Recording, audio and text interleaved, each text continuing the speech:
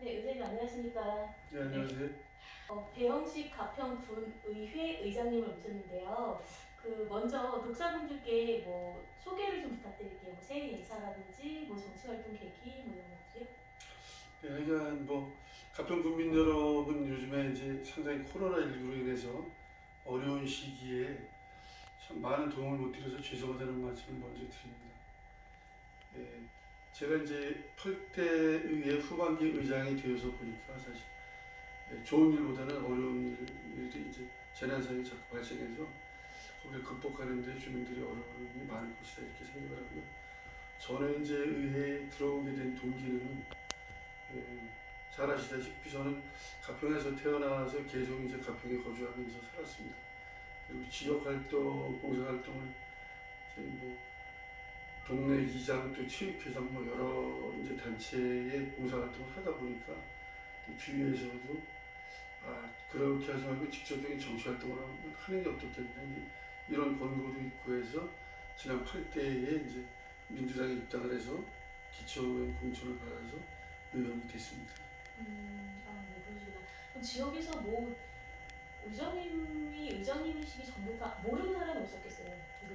저희는 이제 지역은 좀 넓습니다만 인구가 이제 적다 보니까 이제 저희는 이제 두 개 면을 합쳐서 이제 한 개 선거구가 되다 보니까 저희 같은 경우는 이제 유권자가 두 개 면을 합쳐서 한 3,000명 정도 되니까 거의 얼굴들을 이제 안다 그래도 과언은 아니죠. 알겠습니다.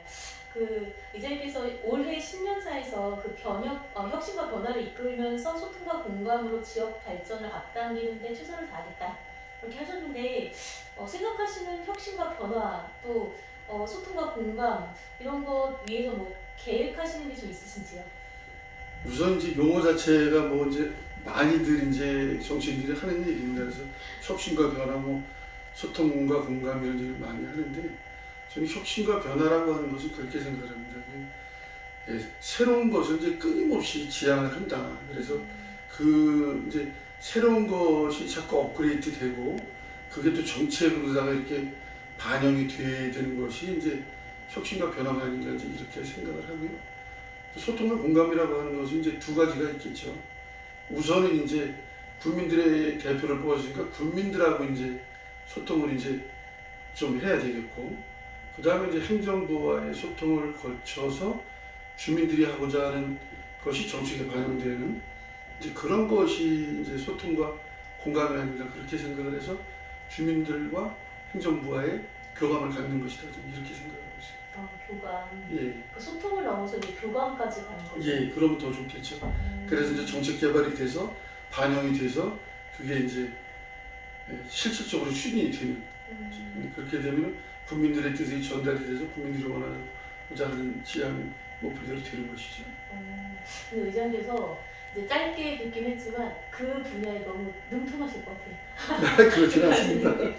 네, 세 번째 질문 드릴게요. 네. 가평 오다 보니까 너무 예쁘고 또 이렇게 의회 맞은편에 정말 이렇게 빼어난 광경이 있고 그러니까 가평이 자라섬, 남이섬 사람들 되게 많이 오잖아요.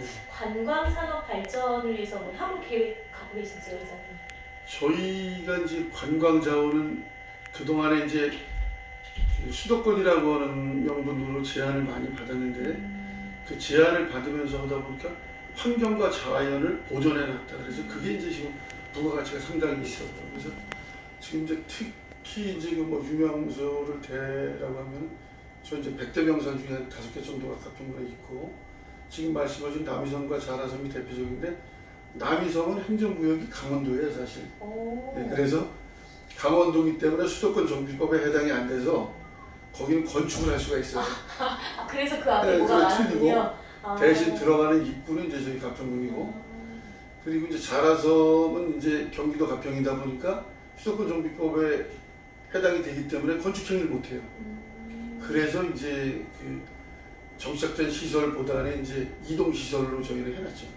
그러다 보니까 자연을 살릴 수 있는 관광지를 개발하다 보니까 꽃을 심는다든지 이제 이렇게 해서 수도권의 이제 중심지 관광지로 이제 자리매김할 수 있도록 이렇게 하고 있고 이제 저희가 작년도에 경기도 옥모에 자라섬 개발하는 게 공모가 돼가지고 경기도에서 80억 원, 그다음에 이제 저희 예산 80억 원에서 160억 원을 들여서 올해부터 이제 본격적으로 개발을 하면은 아마 수도권 제1의 명소가 되지 않을까 이렇게 생각하고 있습니다.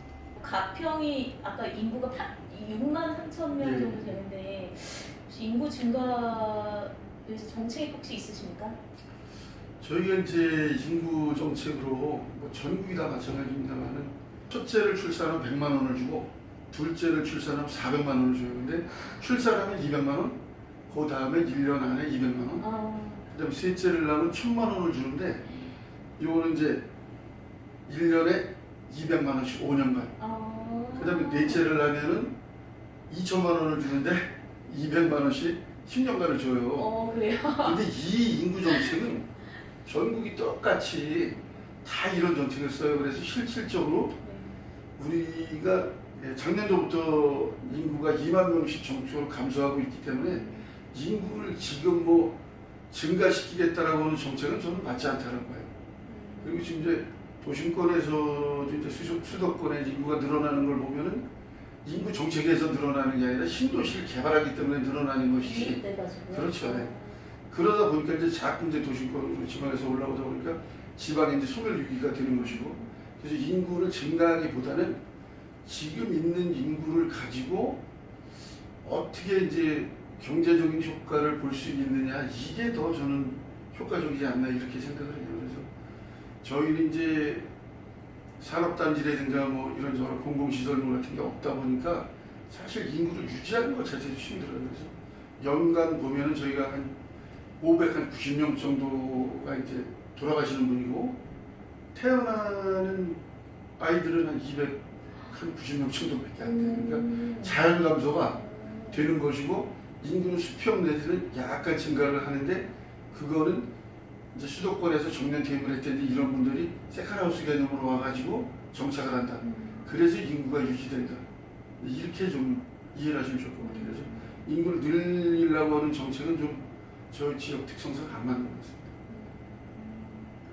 저희도 이제 처음에는 뭐 진짜 가평군이 코로나 청정 지역이다라고 이제 자부심을 가지고 있었는데, 지금 이제 수도권이다 보니까 확산이 많이 돼서 저희도 한 300여 명 정도 이렇게 이제 분에 발생이 되는데, 우선은 뭐 지금 이제 공공시설물 뭐 이런 거를 개방을 안 하니까 우선 이제 그런 거로서 이제 좀 코로나19 대응을 하고, 또 그 외에도 이제 뭐 지금 노인정에 이제 모이셔서 이제 활동을 좀 하시는 게 좋은데 거기도 이제 안 되는 거고, 저희 특성은 이제 뭐냐면은 좀 요양시설이라든가 그 어르신들을 위한 시설이 다른 지역에 비해서 좀 많이 있어요. 그래서 잘 아시겠지만 꽃동네라든가 뭐 이런 요양시설이 많은데, 거기 이제 집중적으로 저희가 이제 사전 좀 소독을 하고, 그래서 이게 아마 거의 전국적으로 그러한 안은 비슷할 것 같아요. 그래서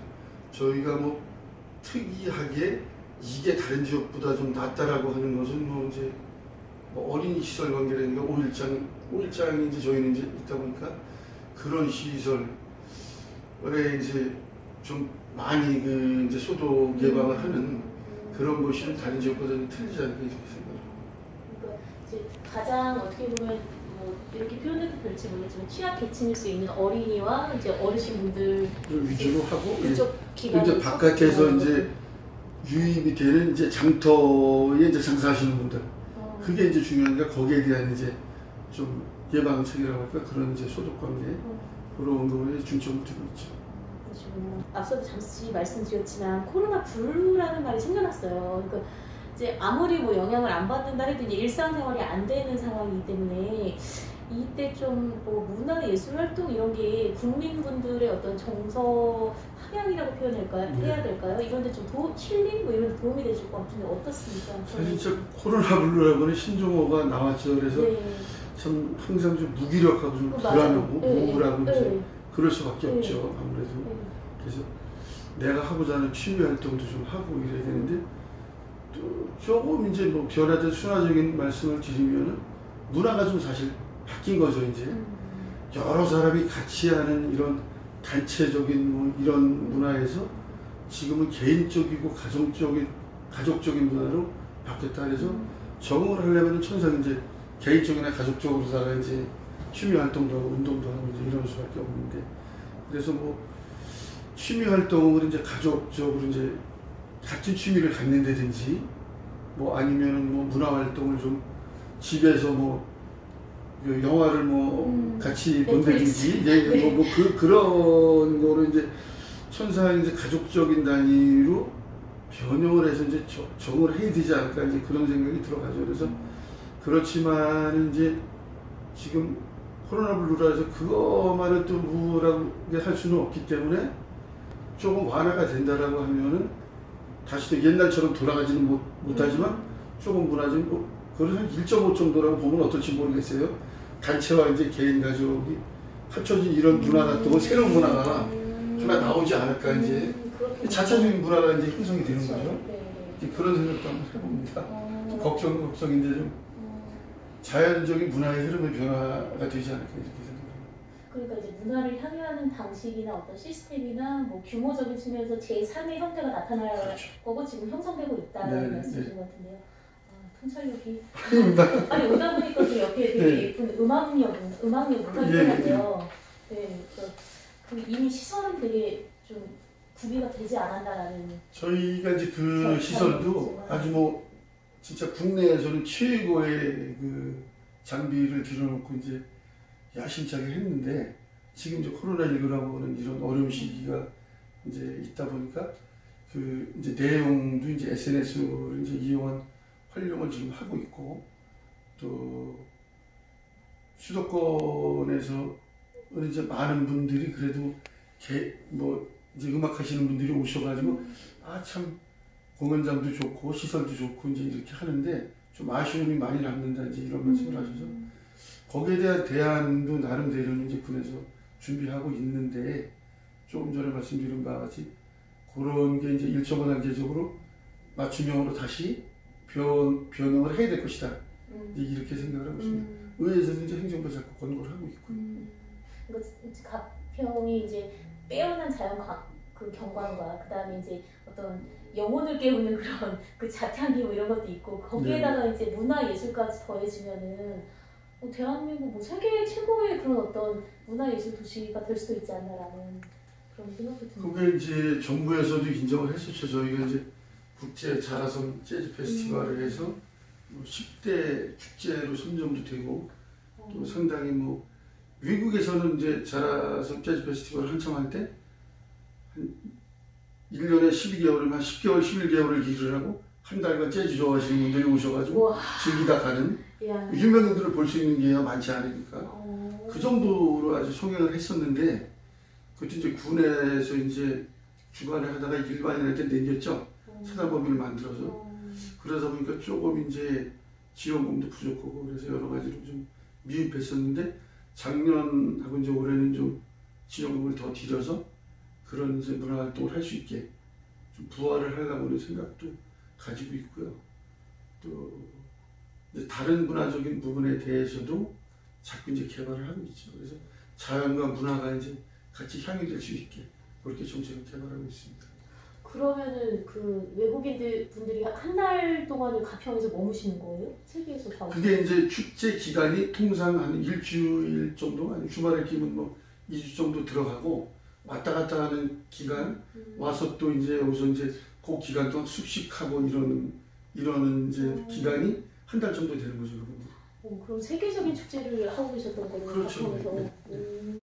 그 마지막으로 이제 더 향후 활동 계획이나 전하시고 싶은 말씀 부탁드립니다. 이제 코로나 백신이 들어와서 이제 예방적 차원도 되고, 또 저희가 이제 치료제를 우리나라에서 최초로 이제 개발을 해서 그게 이제 이루어진다라고 하면은 코로나19가 이제 어느 정도 뭐 종식이 되면서 이제 옛날에 그런 이제 좋았던 시절로 돌아가지 않을까 이제 이런 기대를 크게 해봅니다. 그래서 우선 그것이 선행돼야 나중에 이제 하고자 하는 일들이 이제 이루어지는데, 그게 이제 빨리 종식되기를 기다리면서 저희 나름대로는 그게 이제 종식이 되거나 완화가 됐을 때에 대한 대책은 어떻게 할 것이냐는 이제 행정부가 머리를 맞대고 또 주민들과 이제 소통을 통해서 새로운 정책을 이제 개발해내고 또 이제 26일 날 정부 정책에 발표하는 거에 따라서 저희는 또 거기에 대안을 만들도록 이렇게 하겠습니다. 그래서 그냥 국민들이 여러 가지 어려움에 이제 처해 있는데 하루빨리 일상으로 돌아오기를 진심으로 기대해 보겠습니다. 알겠습니다. 의장님, 너무나 말씀이 되게 유창하셔가지고 계속 이제 시간이 너무 짧은 게 안타깝네요. 다음에 또 뵙기를 희망하고요. 또 네. 더 앞으로 활기찬 활동 기대하겠습니다. 시간 내주셔서 고맙습니다. 네, 감사합니다. 네, 감사합니다. 국민 여러분 힘내세요. 감사합니다. 화이팅! 네.